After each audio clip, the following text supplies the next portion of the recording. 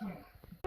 የጸበለትን ፍሬ የከለከላችሁ እግዚአብሔር ስለሚጠላችሁ ማለት እግዚአብሔር ስለሚያደርገ አንተ የበለስ ፍሬ አትብሉ ያልኳቸው ለእነሱ ብዬ ነው እንጂ ለጋስነቴንማ እንኳን የአንድ እንጨት ፍሬ አንድ ልጅን ስሰጣቸው ተመልከተ።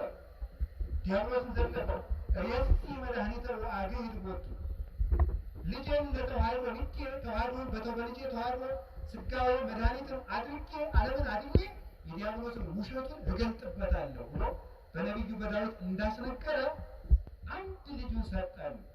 እንደውም ስለዚህ ቅዱስ ጳውሎስ እንዲህ ይላል እንዘ ጸሩን ሂነ አኮ በአምጣነ ጌጋይ ዘኮነን ሀሳበ ጸጋሁ ለእግዚአብሔር እንዘ ጸሩን ሂነ ተሳህለነ በሞተ ወልዱ። የእግዚአብሔር ቸርነት አለ ቅዱስ ጳውሎስ ሮሜ 5 ላይ የእግዚአብሔር ቸርነት በእኛ በደል ልክ አልሆነብንም፣ የእግዚአብሔር ጠላቶቹ ስንሆን በአንድ ልጁ ይቅር አለን አለ። ያላችሁ በልጅ ሞት የታረቁት ፍቅር ጽኑ ነው። አያችሁ ጽኑ ማለት አንዳንድ እናቶች ሰምታችኋል። ልጅን ስጋ ይላሉ ሲሞቱ በልጅ ስጋ የተማማሉት መሀል አይፈርስም በቀላሉ። በልጁ ሞት ይቅር አለን የሚለው ይህንን ነው። እስመ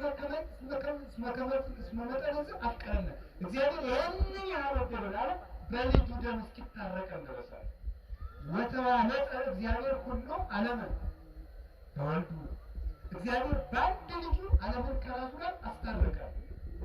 በልጁ ስለታረቀ እርቁ ጽኑ ነው። መጋቢት 27 ጥቅምት 27 ነው። ይህም ጽኑ እርቅ የምናከብርበት ቀን። ይህም ጽኑ እርቅ በቀላል የማይፈርስ መለኮት በተዋሃደው ደም የታተመ እርቅ ነው። የእርቅ ነው የዋዛ እንዳይመስላችሁ።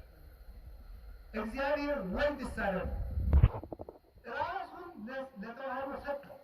ተመልከቱ ቸርነት። አሁን የእኛ ህይወታችን ማን ነው? ክርስቶስ። የእግዚአብሔር ቸርነት መንፈስ ቅዱስ ለሰበሰባቸው ነገር የማይቆጠር